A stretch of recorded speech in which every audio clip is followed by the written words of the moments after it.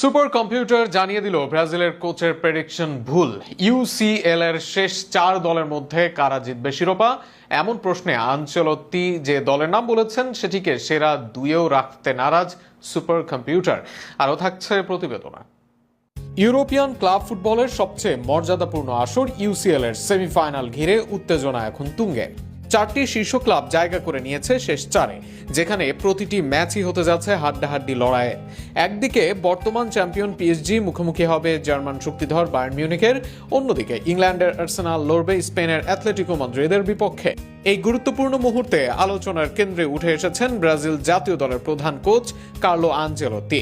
তার মতে এবারের শিরোপা আবারও জিতবে পিএসজি। বায়ার্ন মিউনিখ ও পিএসজি দুই ক্লাবে কোচিং করানোর অভিজ্ঞতা থাকায় তিনি দল দুটির শক্তি ও দুর্বলতা ভালোভাবেই জানেন।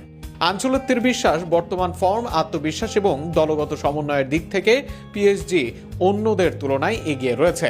তবে অভিজ্ঞ এই কোচের ভবিষ্যৎবাণীর সঙ্গে একমত নয় পরিসংখ্যান ভিত্তিক বিশ্লেষণ।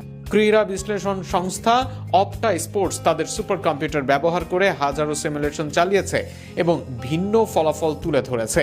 তাদের হিসেব অনুযায়ী এবারের শিরোপা জয়ের দৌড়ে সবচেয়ে এগিয়ে আছে আর্সেনাল, যাদের সম্ভাবনা প্রায় 36.75%।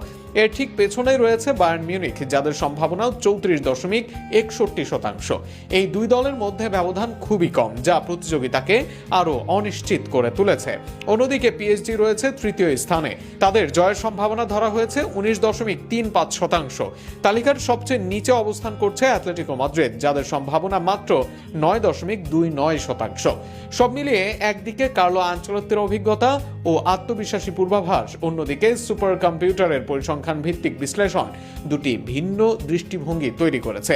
শেষ পর্যন্ত কোনটা সঠিক প্রমাণিত হবে তা নির্ভর করছে মাঠের পারফরমেন্সের উপরেই।